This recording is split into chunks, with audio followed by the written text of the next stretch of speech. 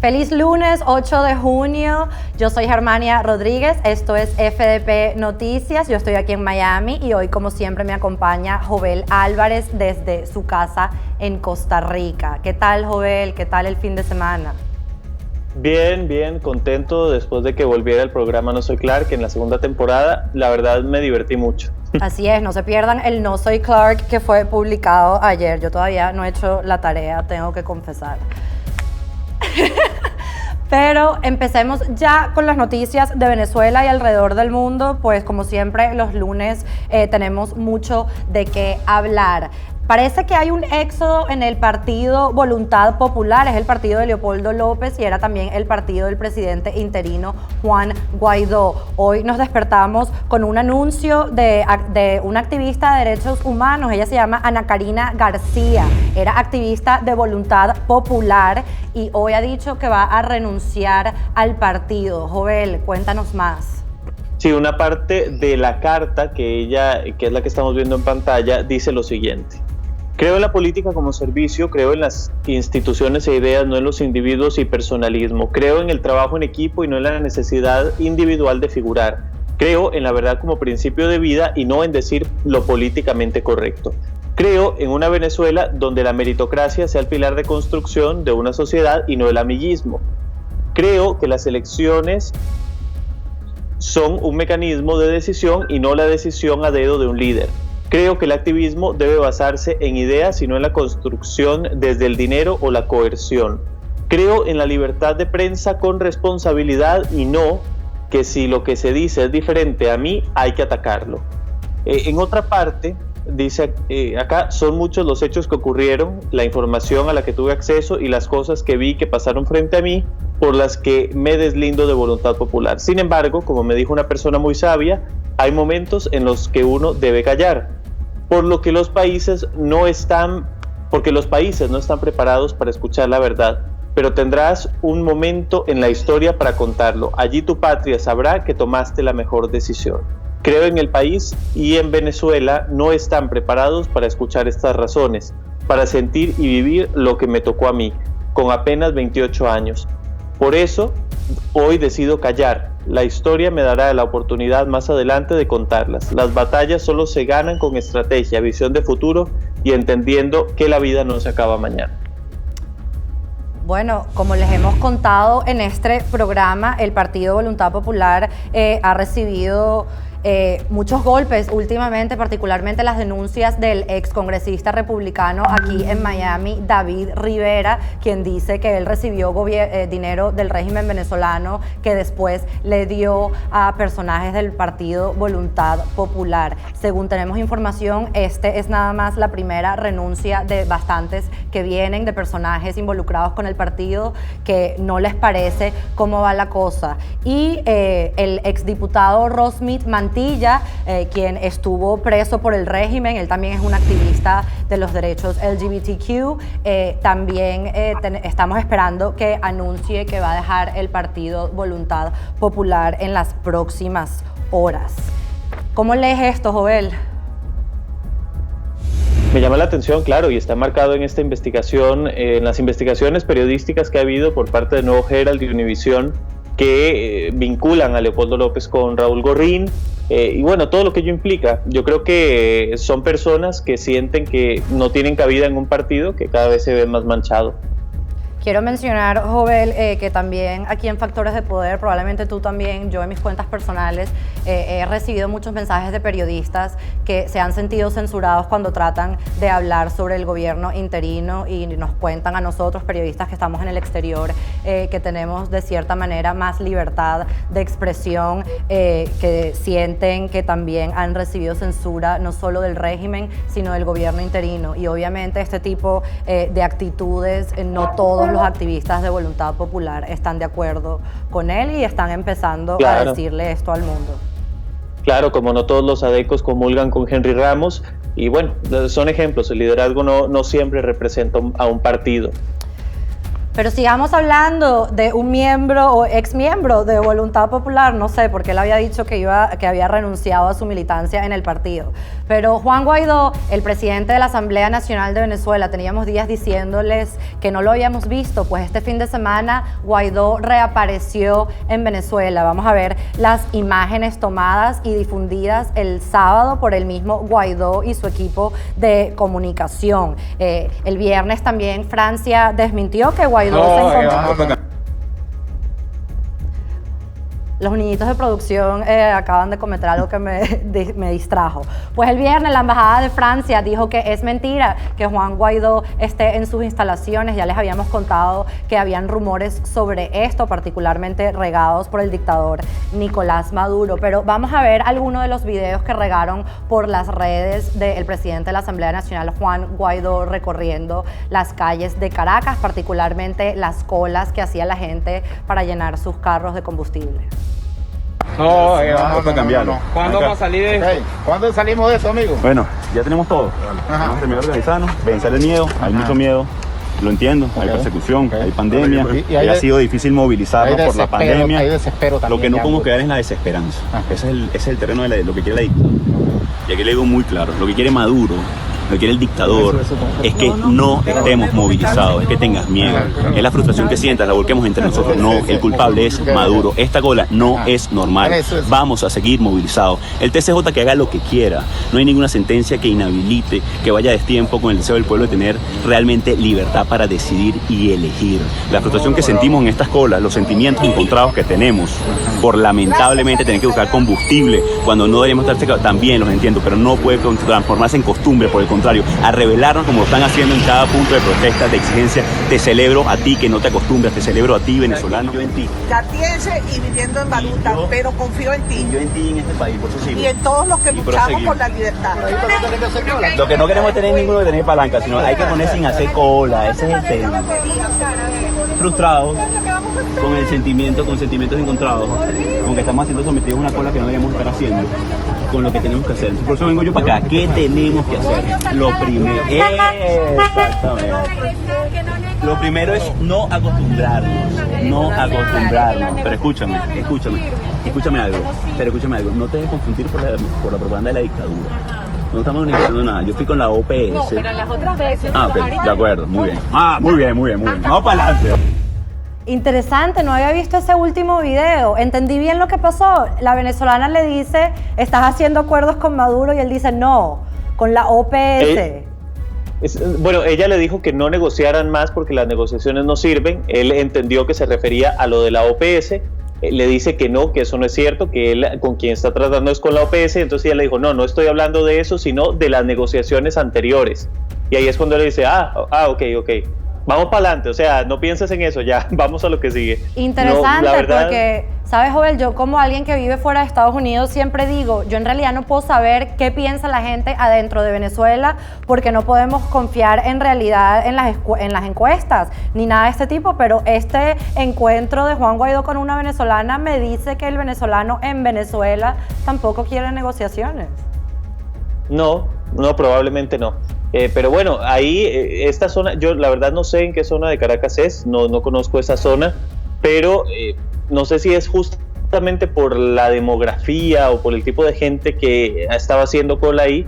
Vimos que en realidad tuvo una aceptación buena ahí entre los que estaban esperando para abastecerse de gasolina, nadie le reclamó nada.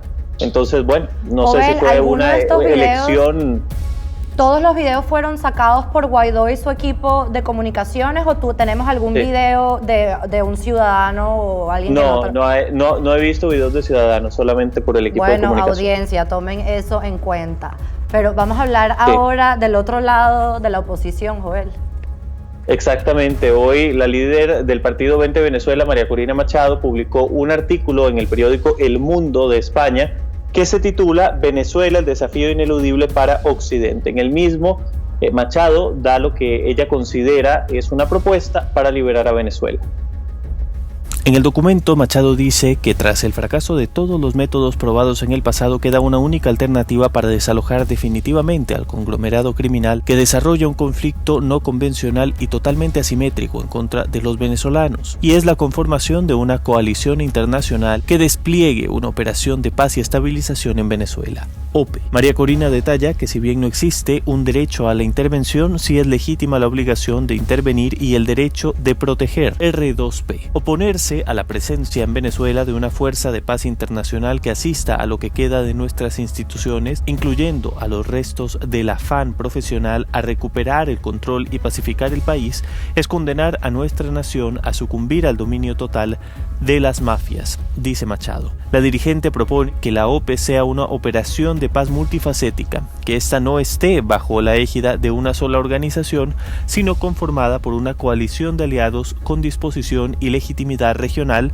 en el marco del Tratado Interamericano de Asistencia Recíproca TIAR. Para los asuntos de seguridad y desarme, apoyarnos en la plataforma del TIAR, que establece la obligación de mutua ayuda y defensa común de las repúblicas americanas. Para lo concerniente a la salud y alimentación, las agencias de la ONU, para la reconstrucción de la infraestructura, apoyarnos en diferentes mecanismos interamericanos y contar con la OEA, la Unión Europea, y la Organización de Naciones Unidas para la vigilancia de los derechos humanos y la reconstrucción de nuestro sistema electoral, dice Machado en el artículo. María Corina recuerda en el texto que en la historia hay múltiples ejemplos de intervenciones internacionales exitosas, pero también hay muchos donde el auxilio llegó demasiado tarde. Según dice, mientras más tarde, más larga, compleja y costosa se hace la operación, y eso es precisamente lo que está sucediendo en Venezuela.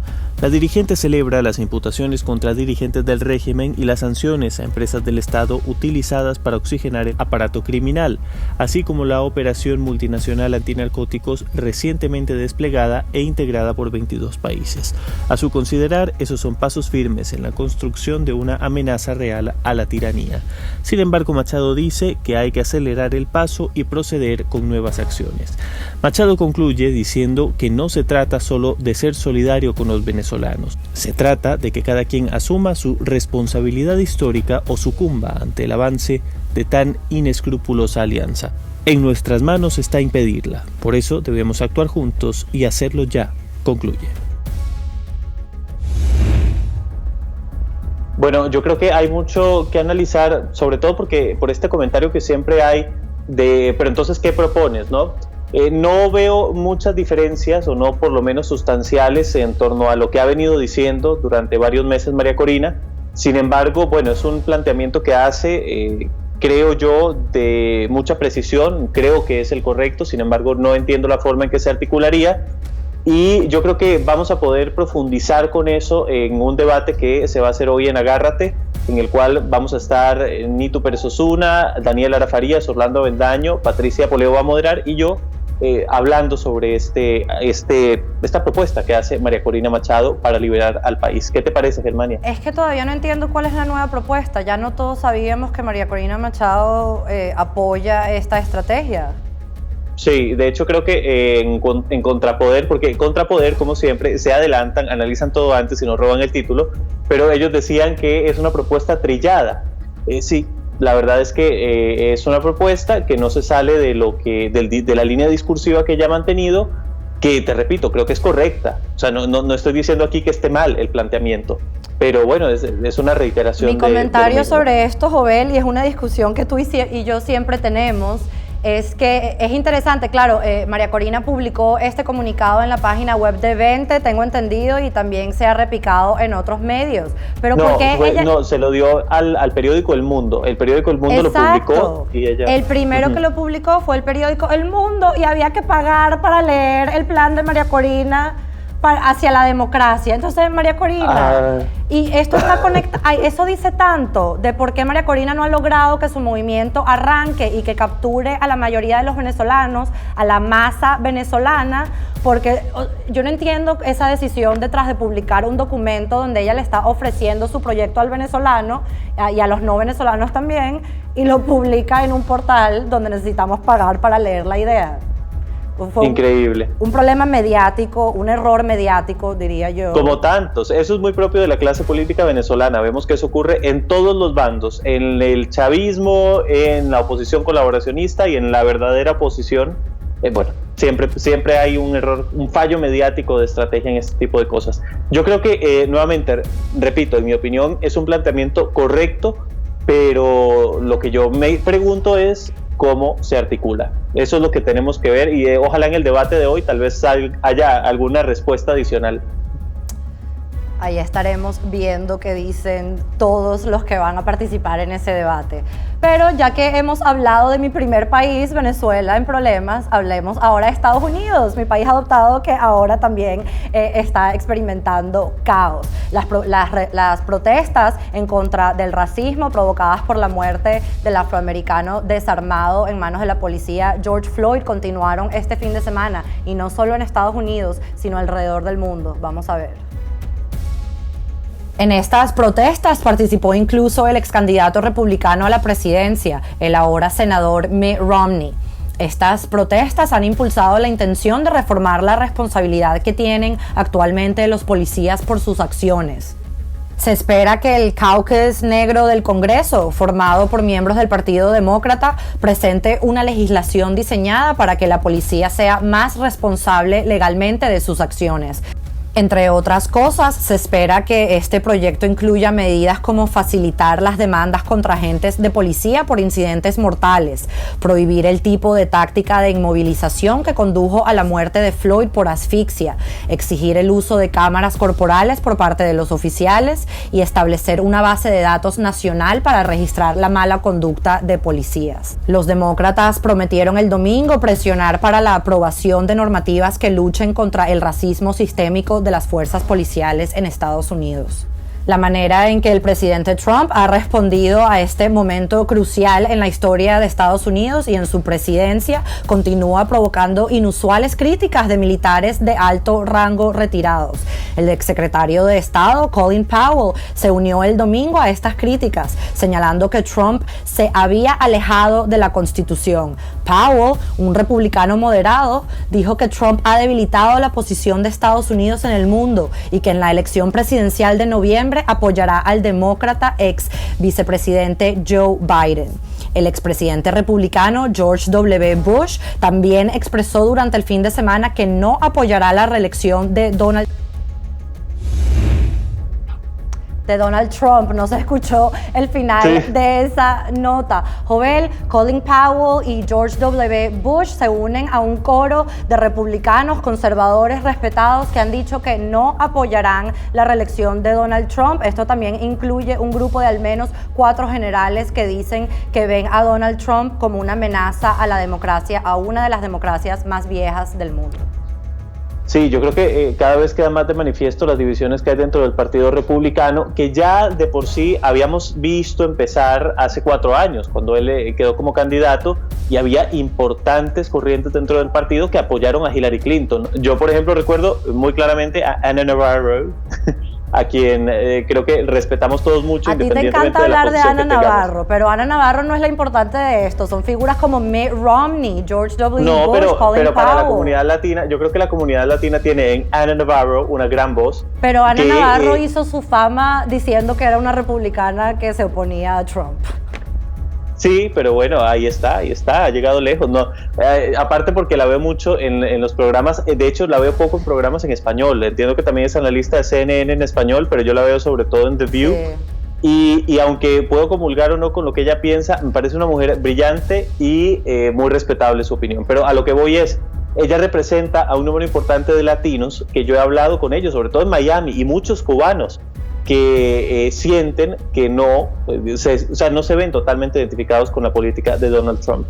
Entonces, bueno, hay unas voces que hay que empezar a escuchar, y me sorprende que George Bush haya dicho eso. Sin embargo, bueno, esto apenas empieza, hay que ver cómo llegamos hasta noviembre. Yo tengo un detalle divertido de W. Bush. A W. Bush nunca le ha gustado Trump. De hecho, cuando se inauguró Trump en enero del 2017, se reportó que W. Bush le susurró a Michelle Obama en el oído, porque los dos se llevan muy bien, después del discurso de Trump, y le dijo algo como que Eso fue una cosa loca. Bueno, lo fue, pero bueno, vamos a ver hasta dónde llegamos en noviembre. Va a ser interesante esa cobertura. Bueno, no sé si la vamos a poder hacer a distancia, en persona. Yo no entiendo cómo va a ser esa cobertura por lo de la pandemia, pero bueno, estaremos ahí pendientes. Así es. Vamos a hablar ahora sobre el coronavirus. Vamos a ver el mapa, si les parece. Tenemos 7 millones de casos ya de coronavirus en el mundo, ha avanzado de forma importante, también se han superado las 400.000 muertes, de eso vamos a hablar a detalle dentro de poco. Pero fíjense que el país con más casos, sigue siendo Estados Unidos con 1.955.000, Brasil ya casi en 700.000, Rusia 476.000 y el Reino Unido con 288.000 casos.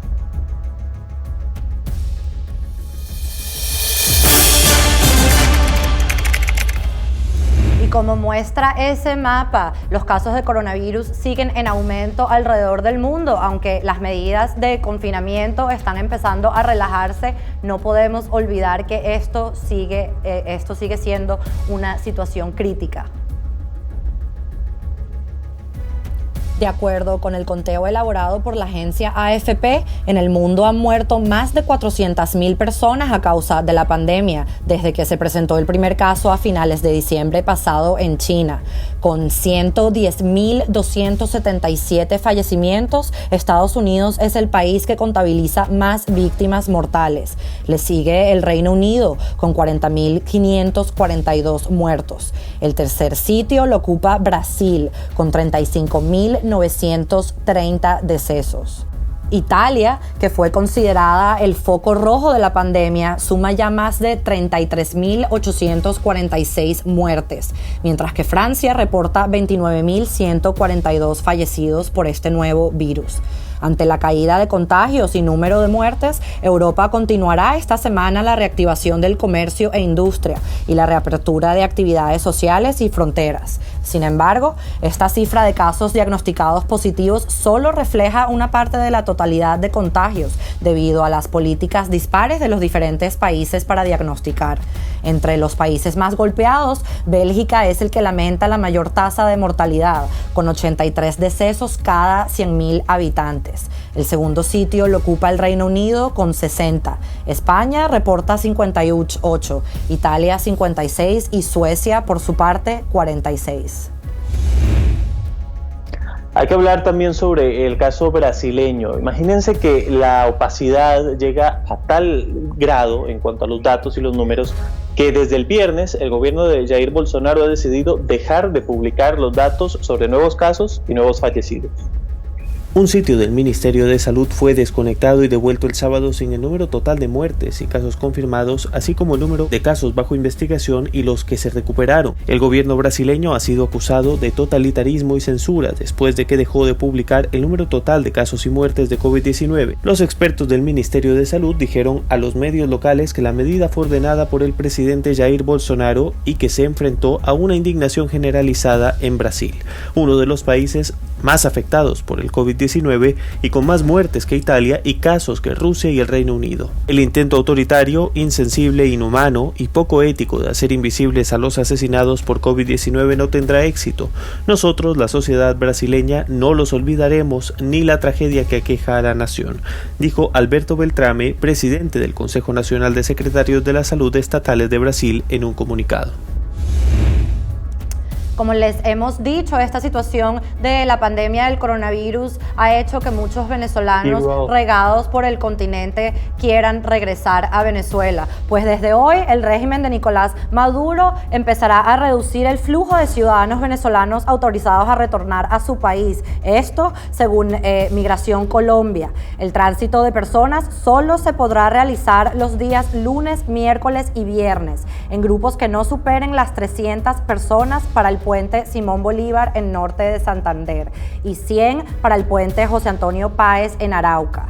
En el caso de La Guajira, aún sigue sin que se logre establecer un corredor humanitario formal, lo que hace que el paso de personas sea esporádico, dijo la autoridad colombiana. Desde que Colombia cerró sus fronteras con Venezuela el 14 de marzo para frenar la expansión del coronavirus, más de 71.000 migrantes han regresado a su país. Una situación terrible y de paso también sabemos que los venezolanos que están regresando a Venezuela son forzados a pasar su confinamiento no en sus lugares de orígenes, sino en los estados por la frontera. Así es, esto es una situación delicada tanto para Colombia como para Venezuela, y bueno, también Venezuela, que está tan cerca, bueno, al lado de Brasil, la verdad es que tiene, es una situación tensa en las fronteras. Y justamente las fronteras del continente son lo que hace que no tengamos un caso como el que vamos a ver más adelante, que es el de Nueva Zelanda. Como somos un continente, compartimos tierra, se hace fácil el desplazamiento y también el del virus. Fíjense que en Costa Rica estamos viendo un alza en el número de casos por coronavirus registrados, es el pico más alto que hemos tenido hasta ahora, y vamos a poner el siguiente mapa para que entendamos mejor la situación. En él vemos que el pico se encuentra en la zona norte. Los distritos en rosado ya tienen medidas de restricción vehicular diferenciada a partir de las 5 de la tarde. Los que están en naranja son los que se encuentran en una situación más delicada. Ante este escenario, el presidente de la Caja Costarricense del Seguro Social, Román Macaya, anunció un nuevo esquema de monitoreo en el que los líderes comunales se convertirán en detectives contra el COVID-19. Explicó que esta estrategia tiene el objetivo de complementar los esfuerzos de tamizaje para poder dar con aquellas personas que requieran atención médica por sospechas de COVID-19. Con el apoyo de estos líderes, según dice, esperan tener información veraz y oportuna de lo que sucede en cada localidad. Incluso, esos podrán reportar cualquier incumplimiento de medidas sanitarias o de aislamiento domiciliar. La medida no está exenta de controversia. La ex ministra de Salud de Costa Rica, María Luisa Ávila, quien gestionó la pandemia del H1N1 hace 10 años, aseguró que la medida suena a las tácticas de control cubanas y estimó que con la vigilancia epidemiológica usual es suficiente. Y ahora buenas noticias, pues resulta que Nueva Zelanda ya no tiene ningún caso activo de coronavirus, pues el último paciente con el virus ya ha sido dado de alta. Vamos a ver. La primera ministra Jacinda Ardern admitió que se puso a bailar cuando supo la noticia. El balance oficial indica que hoy no hay casos activos en el país. En los últimos 17 días se han analizado a casi 40,000 personas para detectar COVID-19 y ninguna de ellas dio positivo. No han tenido a nadie hospitalizado por COVID-19 en 12 días y han pasado casi 40 días desde el último caso de transmisión comunitaria y 22 días desde que esa persona terminó su autoaislamiento. Las medidas estrictas de confinamiento estuvieron vigentes por 7 semanas hasta mayo. De momento se mantendrán los estrictos controles fronterizos. Joel, Jacinda Ardern es una de mis líderes favoritas en el mundo. Qué gran labor ha hecho en Nueva Zelanda, no solo con esto de la pandemia, sino en contra de la pobreza extrema infantil. Y de paso es la primer ministro en dar a luz en el cargo. Así que un personaje muy interesante en la historia de nuestro mundo. Sí, la verdad es que sí, tiene lo suyo, está guapa. Pero bueno, yo creo que con eso podemos terminar el programa de hoy. Gracias por habernos acompañado. Nos vemos mañana, Germania. Hasta mañana, Jovel.